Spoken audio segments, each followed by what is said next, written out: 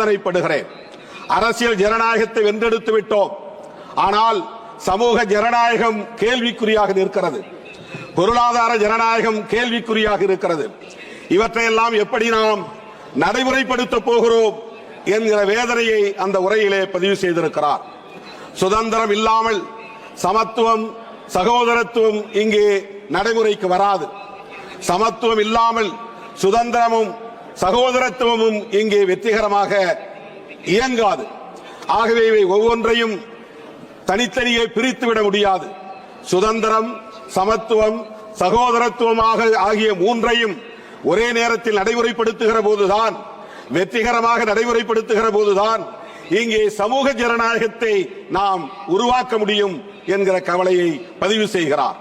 அதற்கு இங்கே தடைகளாக இருப்பவற்றை தூக்கி எறிய வேண்டும் என்று சொல்லுகிறார். சகோதரத்துவம் இல்லாமல் சமத்துவம்